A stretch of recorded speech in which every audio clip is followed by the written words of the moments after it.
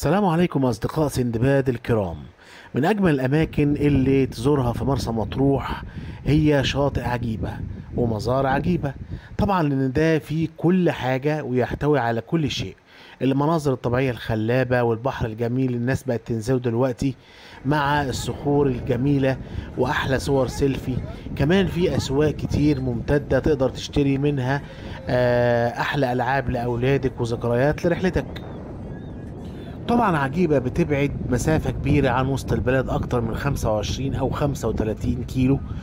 لكن دلوقتي تعالى أقول لك تقدر تروح تقضي يوم جميل إزاي في عجيبة وتستمتع بالطبيعة الخلابة اللي حوالينا دي وتشاهد غروب الشمس. وكمان فيها كافيتريات جميلة تقدر تقعد فيها بمنتهى البساطة. لو انت في وسط البلد من شارع اسكندرية او من شارع علم الروم تقدر تتمشى لمنطقة البنك الاهلي وتاخد ميكروباص لحد عجيبة. في ميكروباصات بتروح كليوباترا وفي ميكروباصات بتروح مزار عجيبة، الاتنين مزارين.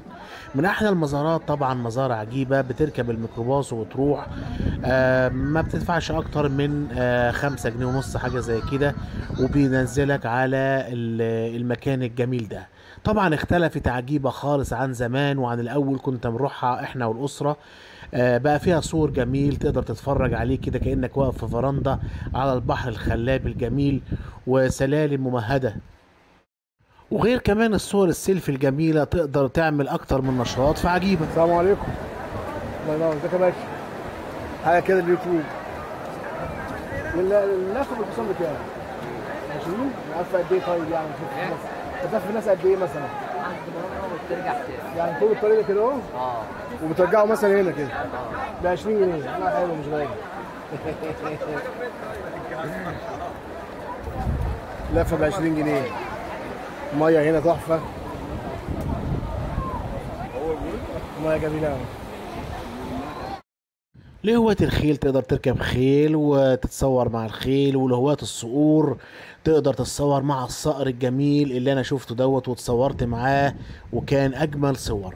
غير كده كمان تقدر انت وقت الغروب تتصور احلى صور جميلة، وطبعا تبقى اجمل الذكريات لان الشمس بتبقى منظرها ممتع جدا وقت الغروب وخصوصا في عجيبة.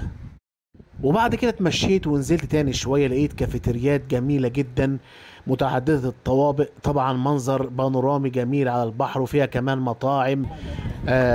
واخر اليوم ركبت العربية النص نقل الجميلة دي. اتفرجوا معانا. كانت تجربة ليا مثيرة واليوم كله ما كلفنيش اكتر من 25 جنيه ذهاب وعودة. مساء الفل، مساء الجمال. احلى عربيه نص نقل، احلى عربيه نص نقل يا رجاله. شارع اسكندريه. اسكندريه البلد. بتطلع من ميدان عجيبة بالليل وتوديك لحد شارع اسكندرية. تابعونا وما تنسوناش باللايك والشير عشان يوصلكم منا كل جديد. سلام عليكم.